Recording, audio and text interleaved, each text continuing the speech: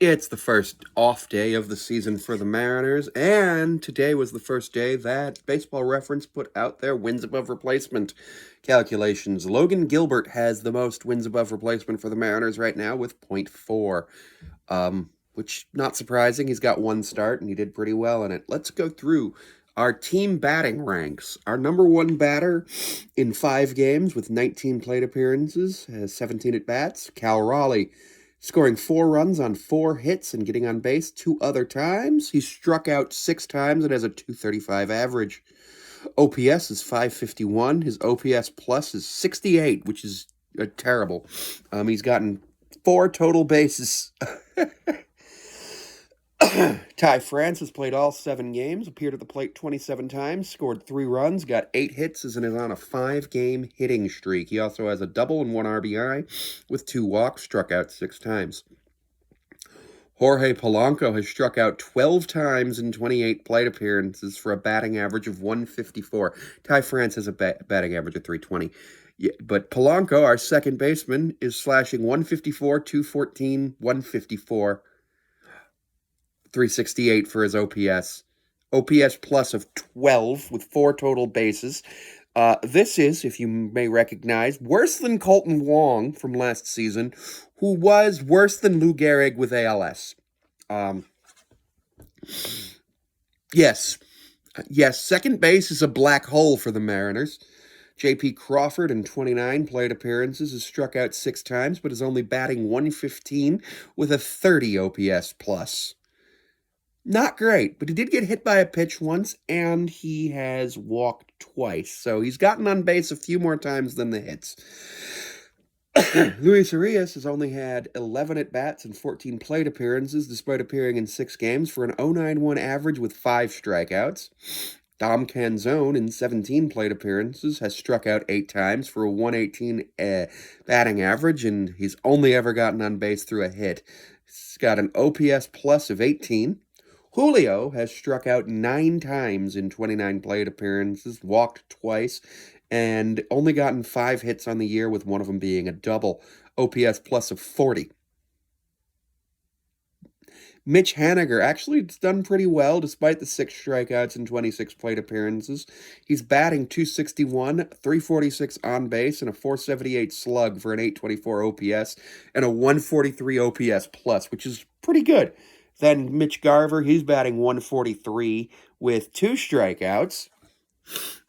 And then we go down to our guys who haven't really done much. Luke Raley has struck out 5 times. Josh Rojas has struck out 3 times. Dylan Moore has struck out 4 times. And Sebi Zavala has struck out twice. Now, the interesting thing about Josh Rojas is in 12 plate appearances, he struck out 3 times but got 5 hits. So he should really be playing every day. Absolutely no reason why he's not our everyday starter. So, Luis Castillo is 0-2 with a 6.75 ERA in 2 games, 10 2/3 innings pitched, giving up 8 runs on 16 hits, all of them earned. 2 home runs, 3 walks, did intentionally walk 1 batter, but he struck out 12 and it hasn't hit anybody. His fielding independent pitching is 4.33 and his whip is 1.78. Giving up 13.5 hits per 9 innings, which is bad. It's bad. But he is striking out 4 for every walk given up. So that's not the end of the world. I expect him to get better. I expect him to get much better. George Kirby is 1-1 with a shutout. Well, with a shutout. He has he would have had a shutout if it were later in the season. We would have gone there. 6.97 ERA in 2 games and 10 1/3 inning pitched. He's given up 8 runs on 12 hits, all of them earned, 2 walks, despite the fact that yesterday the Mariners should have been charged with a number of errors. His fielding independent pitching is actually 2.23, so the FIP versus the ERA actually shows what the errors were yesterday. A whip of 1.35 and 10.5 hits per 9. Strikeouts, 5 per walk, so pretty good there. Logan Gilbert hasn't had a decision yet. He'll be starting tomorrow in Milwaukee. 1.9 ERA, or 1.29 ERA, 7 innings pitched, 4 hits, 1 run, and 8 strikeouts. His whip is under 1, but his FIP is 705. Bryce Miller, no, his FIP is 1.44. Bryce Miller and Emerson Hancock both have FIPs over 1, or over 7, and Bryce has a 1.6 whip, which he lost. He only had 3 strikeouts in his start that went 7 2/3. No, his ERA is 7.2. His start went 5, and Emerson Hancock's went 5 1/3, and his ERA is 5. And then our bullpen's not too bad. A 3.86 ERA for Munoz and Bolton. Voss has straight zeros on the ERA.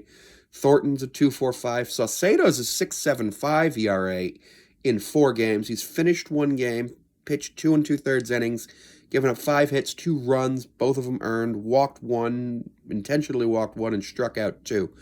So his FIP is actually 2.92. And then Snyder, Spear, Stanek, and Rojas all have no ERA. But remember, Rojas is a position player. So, yeah, we put him on the mound yesterday because we were losing 8-0 in the 9th inning, and we're just like, screw it. Position player pitching. It's bad. If I go ahead and look at I'm just going to pull ahead up Ty France, Julio Rodriguez, and J.P. Crawford, who are our supposed to be our top 3 in terms of, well, Julio and J.P. were supposed to be our top 2, and then Ty France right now is our best hitter.